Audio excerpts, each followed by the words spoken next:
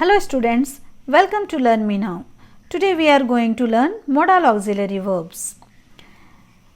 Screen पर जितने भी वर्ड्स आपको दिखाई दे रहे हैं ये सारे modal auxiliary verbs हैं.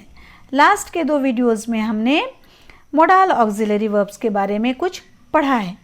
फर्स्ट पार्ट में हमने देखा कि modal auxiliary verbs होते क्या हैं, उनके क्या क्या फीचर्स होते हैं और कैन, कोड, मे, माइट के यूजेस भी हमने पार्ट 1 में पढ़ा. पार्ट 2 के वीडियो में हमने पढ़ा शैल, शुड, विल, वुड का यूज़ कैसे किया जाता है. इस वीडियो में हम उन मोडाल्स के बारे में पढ़ेंगे जो कि आपको स्क्रीन पर हाईलाइटेड दिखाई दे रहे हैं. Now let's start with must. Must का यूज चाहिए के अर्थ में किया जाता है. Must is use to express necessity और कंपल्सन. मस्ट का यूज़ किसी आवश्यकता या फिर अनिवार्यता या ज़रूरत को दिखाने के लिए किया जाता है. For example, you must reach the school eight 9 o'clock. आपको 9 बजे स्कूल पहुंच जाना है, ये कंपलसरी है. Next is to express obligation. किसी आभार को दिखाने के लिए, कर्तव्य को शो करने के लिए भी मस्ट का यूज़ किया जाता है. For example, we must obey the traffic rules. हमें ट्रैफिक रूल्स का पालन करना चाहिए, नहीं तो दुर्घटना हो जाएगी. Next is to express some strong possibility. जब कभी किसी प्रबल संभावना की बात की जाए तब भी मस्ट का यूज़ किया जाता है. For example, it must rain as the cloud is very dark. चूँकि क्लाउड बहुत घना दिख रहा है, बहुत अंधेरा दिख रहा है बादल, तो बारिश होने की प्रबल संभावना है. Next is to express emphatic advice और स्ट्रॉन्ग डिटर्मिनेशन. जब कोई ऐसा जोरदार सलाह जिसको कि मानना मजबूरी हो या फिर कोई दृढ़ निश्चय की बात हो तब भी मस्ट का यूज़ किया जाता है. For example, you must visit a doctor. आपको डॉक्टर से मिल लेना चाहिए, ट्रीटमेंट करा लेनी चाहिए, अदरवाइज रिजल्ट बुरा पड़ सकता है. Next is to express essential duty. जब कभी अनिवार्य कर्तव्य, ऐसा कर्तव्य जिसको करना बहुत ज़रूरी है, ज़रूरत वाले कर्तव्य के अर्थ में भी मस्ट का यूज़ किया जाता है. For example, he must tell a truth. उसको सच बोलना चाहिए, नहीं तो उसका रिजल्ट बुरा होगा. Next is to express surety और लॉजिकल सर्टेनिटी. जब कभी किसी काम की, किसी बात की निश्चितता हो, वहाँ पर पता चले कि ये काम निश्चित हो जाएगा, तब भी मस्ट का यूज़ किया जाता है. For example, our team must win the match. हमारा टीम मैच जीतेगा ही. क्यों? क्योंकि हमने प्रिपरेशन अच्छा कर रखा है, तो टीम के मैच जीतने की संभावना है, निश्चित है. Next is to express recommendation. जब कभी किसी को रिकमेंड किया जाता है, परामर्श दिया जाता है, तब भी मस्ट का यूज़ किया जाता है. For example, you must read this novel. आपको ये नॉवेल, ये उपन्यास पढ़ना चाहिए, ये अच्छा है. सो स्टूडेंट्स, हमने देखा कि मस्ट का यूज स्पीकर के द्वारा लगाए गया या सोचे गए ऑब्लिगेशन या ड्यूटीज़ की मजबूरी, उसकी अनिवार्यता, ज़रूरत को दिखाता है कि ये कंपलसरी है, करना ही है. Next modal is ought to. Ought to का यूज भी चाहिए के अर्थ में किया जाता है. Ought to is use to express moral duty और सोशल ऑब्लिगेशन. ऑट टू का यूज नैतिक कर्तव्य या सामाजिक आभार, सामाजिक कर्तव्य को दिखाने के लिए किया जाता है. For example, we ought to serve our country. हमें अपने देश की सेवा करनी चाहिए, ये हमारा नैतिक कर्तव्य है, सामाजिक कर्तव्य है. Next is to express advice. Advice को शो करने के लिए भी ऑट टू का यूज़ किया जाता है. For example, you ought to take care of your parents. तुम्हें अपने पेरेंट्स की देखभाल करनी चाहिए, ये तुम्हारा नैतिक कर्तव्य है और ये मेरी सलाह है. Next is to express probability. जब कभी संभावना की बात हो तो वहाँ भी ऑट टू का यूज़ किया जाता है. For example, this novel ought to be very interesting. इस नॉवेल को इंटरेस्टिंग होना चाहिए, जैसे कि इसका हेडिंग में दिख रहा है या लोगों से हमने सुना है, तो ये संभावना है. सो स्टूडेंट्स, हमने 3 models should, must, ought to तीनों का मीनिंग चाहिए के अर्थ में देखा। तो तीनों में आखिर डिफरेंस है क्या? तो शुड का यूज वैसे चाहिए के लिए किया जाता है, वैसे एडवाइस के लिए किया जाता है जिसको मानना मजबूरी नहीं है। आप उस सलाह को मान भी सकते हैं और नहीं भी मान सकते हैं। और मस्ट का यूज चाहिए के अर्थ में कब करेंगे? जब उस एडवाइस को मानना जरूरी है, अनिवार्य है, उसमें प्रबलता है, जोरदार, उसको कंपलसरी किया गया है कि आपको मानना ही है और स्पीकर का भी ये विचार है कि उस सलाह को मानना चाहिए। तो ऐसे केस में मस्ट का यूज़ किया जाएगा। और ऑट टू का यूज़ कब किया जाएगा? जब वहाँ पर नैतिक या सामाजिक कर्तव्य या आभार की बात आए, तब वैसे सलाह के लिए हम लोग ऑट टू का यूज़ करेंगे। तो आई होप कि आपको इन तीनों का डिफरेंस समझ में आ गया होगा। Now next modal is use to. Use to जो है, इसका यूज़ हम लोग पास्ट के हैबिट के लिए करते हैं कि पास्ट टाइम में कोई ऐसा हैबिट जो लगातार चलता रहा, डिसकंटिन्यूड रहा, जिसमें कंटिन्यूएशन बना रहा, उसके लिए हम लोग यूज टू का यूज़ करते हैं। For example, I use to play football when I was young. जब मैं छोटा था तो मैं फुटबॉल खेला करता था, ये मेरी आदत थी कि एवरीडे फुटबॉल का खेल मैं खेलता था। Next modal is need. जैसे कि मैंने फर्स्ट वीडियो के में उसके फीचर में मैंने बताया था मॉडल्स के कि need and dare are semi models. Semi मतलब आधा, नीड और डेयर आधा मॉडल्स होते हैं। आधा ये मॉडल्स का काम करते हैं और आधा फाइनाइट वर्ब या मेन वर्ब का काम करते हैं। क्यों? क्योंकि हमने पढ़ा है कि मॉडल्स का जो फॉर्म होता है वो एस फॉर्म नहीं होता, आईएनजी फॉर्म नहीं होता, ईडी फॉर्म नहीं होता। मतलब मॉडल्स को हम चेंज नहीं कर सकते हैं, उसके फॉर्म को चेंज नहीं कर सकते हैं। लेकिन अगर ये मेन वर्ब बनेगा तो फिर इसका फॉर्म चेंज होगा according to the tense and according to the subject and according to the number and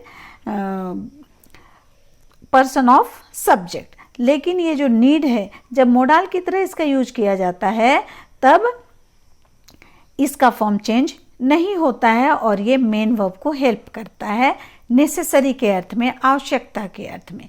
for example, you needn't go out. तुमको बाहर जाने की आवश्यकता नहीं है। तो नीड का जो यूज़ है ये जेनरली इंट्रोगेटिव और नेगेटिव सेंटेंस में किया जाता है। और फाइनाइट वर्ब के रूप में जब हम देखेंगे तो इसमें हम इसके फॉर्म को चेंज कर सकते हैं और इसका मीनिंग चेंज हो जाता है चाहना, ज़रूरत या आवश्यकता, तीनों के सेंस में। For example, do you need any help? क्या आपको किसी हेल्प की आवश्यकता है? तो नीड का यूज़ इंट्रोगेटिव और नेगेटिव सेंटेंस में ज़्यादा किया जाता है। नेक्स्ट वर्ड इज देयर, जो कि मैंने पहले बताया कि ये भी सेमी मॉडल है। इसको कभी कभी मॉडल ऑक्सिलरी वर्ब के रूप में यूज़ करते हैं और कभी कभी फाइनाइट वर्ब या मेन वर्ब के रूप में यूज़ करते हैं। जब इसे मॉडल की तरह यूज़ करते हैं तब इसका मीनिंग में हो जाता है साहस, बी बोल्ड और ब्रेव एनफ टू। तो साहसी होना के अर्थ में डेयर का यूज़ किया जाता है। For example, he dare not fight with the wrestler. वह रेसलर के साथ फाइट करने का हिम्मत नहीं करता। Next example is, how dare you fight with the wrestler. तुम्हारी हिम्मत कैसे हुई रेसलर के साथ फाइट करने की? तो डेयर का यूज भी एज ए मॉडल हम देखते हैं इंटेरोगेटिव और नेगेटिव सेंटेंस में किया जाता है। Next is, dare is used as a finite verb means challenge. जब ये फाइनाइट वर्ब मेन वर्ब की तरह यूज किया जाता है तो इसका मीनिंग चेंज होकर चैलेंज हो जाता है कि वह चैलेंज स्वीकार कर लेता है। और फाइनाइट वर्ब के रूप में भी इसका यूज़ इंट्रोगेटिव और नेगेटिव सेंटेंस में किया जाता है। एग्जाम्पल देखें, does he dare to fight with the wrestler. क्या उसको रेसलर के साथ फाइट करने का साहस है? वो चैलेंज लेता है। तो इस तरह से need and dare are semi models. Next is has to और हैव टू और had to. If the preposition to is used after auxiliary verbs has, have or had, they are considered as modal auxiliary verbs and are used to express external obligation. तो अगर जो verb का have form है, has, have and had, इनके बाद preposition to लगाया जाए तो उसे हम मॉडल ऑक्सिलरी वर्ब की तरह यूज़ करते हैं। और इसका जो मीनिंग होता है उसमें दिया जाता है कि उसमें कोई बाहरी प्रेशर पड़ता है, बाहरी कर्तव्य उसको डाला जाता है और उस अर्थ में इसका यूज़ किया जाता है। और एक बात स्टूडेंट्स, मैंने फर्स्ट वीडियो में जो मॉडल्स के फीचर्स बताए थे उसमें मैंने बताया था कि मॉडल्स को के फॉर्म को चेंज नहीं किया जा सकता है according to the number and person of subject. तो मॉडल्स चेंज नहीं होता है। लेकिन और एक बात मैंने बताया था कि एक्सेप्शन में हैज़ टू और हैव टू आते हैं। हैज़ टू और हैव टू जब मॉडल की तरह काम करते हैं तो वो यहाँ मॉडल्स के रूप में भी इनका फॉर्म चेंज होता है। किसके अनुसार? According to the number and person of subject. जैसे हम देखें हैज़ टू का use, has to is used with third person singular subject. Has to चूँकि क्या है? सिंगुलर वर्ब है तो हैज़ टू का use third person singular subject के साथ किया जाता है। ये एक्सेप्शनल केस है। For example, he has to complete his work within 2 hours. उसे 2 घंटे के अंदर अपने काम को पूरा करना है। तो हैज़ टू का यूज़ करना पड़ता है, जाना पड़ता है, या जाना है, करना है के अर्थ में किया जाता है। ये बाहरी दबाव होता है, एक्सटर्नल ऑब्लिगेशन होता है, एक्सटर्नल ड्यूटी होता है। Next example is she has to cook meal for the family. उसे अपने फैमिली के लिए खाना बनाना है या खाना बनाना पड़ता है। यहाँ पर स्पीकर का कोई कंपल्सन नहीं है कि वो करे या ना करे, कंपल्सन बाहर से है कि उसको करना है। Next word is have to. Have to भी एक्सेप्शनल केस वाला मॉडल्स है जो कि सब्जेक्ट के नंबर एंड पर्सन के अकॉर्डिंग यूज़ किया जाता है। तो इसका use first person, second person singular या प्लूरल सब्जेक्ट के साथ और थर्ड पर्सन प्लूरल सब्जेक्ट के साथ किया जाता है। For example, I have to do my duty. मुझे मेरी ड्यूटी करनी है, मुझे मेरी ड्यूटी करनी पड़ती है। मैं चाहूँ या ना चाहूँ मुझे ड्यूटी करना है। Next example is you have to earn money for your family. तुम्हें अपने फैमिली के लिए मनी अर्न करना है, ये तुम्हारा मजबूरी है, बाहरी मजबूरी, तुम्हारा दायित्व है। Next word is had to. Had to, has to and have to का पास्ट फॉर्म है। तो जब पास्ट टाइम की बात हो, पास्ट टेंस की बात हो, तब हर एक सब्जेक्ट के साथ हैड टू का यूज़ किया जाता है। For example, I had to perform a dance in my birthday party last week. मुझे लास्ट वीक मेरे बर्थडे पार्टी में डांस करना पड़ा। मुझे इच्छा थी या ना थी, लेकिन लोगों ने मुझे डांस करने पर मजबूर किया, रिक्वेस्ट किया, जिससे मुझे करना पड़ा। Next example is he had to sing a song in the stage. उसको स्टेज पर गाना पड़ा। तो इस तरह हैड टू का यूज किया जाता है।